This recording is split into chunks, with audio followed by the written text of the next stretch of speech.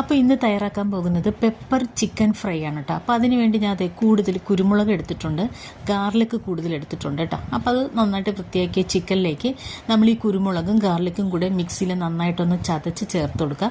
പിന്നെ മഞ്ഞൾപ്പൊടിയും പെരിഞ്ചീരക പൊടിയാണ് ചേർക്കുന്നത് കേട്ടോ. പാകത്തിന് ഉപ്പും. ഇതിൻ്റെ അകത്ത് മുളക് പൊടിയുടെ ആവശ്യമില്ല. അതുപോലെ തന്നെ ഉള്ളി, പിന്നെന്താ പച്ചമുളക്, ഇഞ്ചി ഒന്നിൻ്റെ ആവശ്യമില്ല.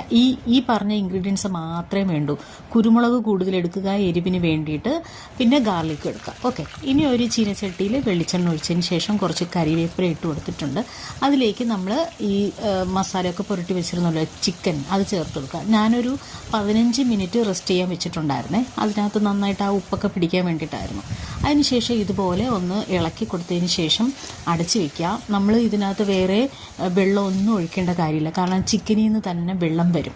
ഇത് അടച്ചു വെച്ച് തുറക്കുമ്പോൾ ഈ കാണുന്നത് ചിക്കനിൽ നിന്ന് തന്നെ വന്ന വെള്ളമാണ്. ഈ വെള്ളം വറ്റുമ്പോഴത്തേക്കും നമ്മുടെ ചിക്കൻ ഫ്രൈ റെഡിയാകും കേട്ടോ. ഇതിന് കൂടുതൽ ഓയിലിൻ്റെ ആവശ്യമില്ല.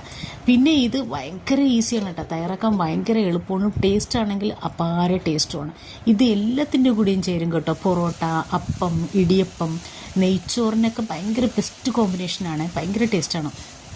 പിന്നെ മാത്രമല്ല ഇത് നമ്മളിപ്പോൾ അല്ലാതെ കഴിക്കാം. എന്താണ്, നമ്മൾ പത്തിരി, ചിക്കൻ പത്തിരിയൊക്കെ കഴിക്കത്തില്ലേ, അതേപോലെ അങ്ങനെ കഴിക്കാം. ചായക്കൊക്കെ കഴിക്കാം കേട്ടോ. ബ്രെഡിൻ്റെ കൂടെയും നല്ലൊരു കോമ്പിനേഷനാണ്. അപ്പോൾ ഇത് ട്രൈ ചെയ്ത് നോക്കണേ, നല്ല ടേസ്റ്റാണ്. ഈസി എന്ന് വെച്ചാൽ സിമ്പിൾ ഈസി മെത്തേഡാണ്.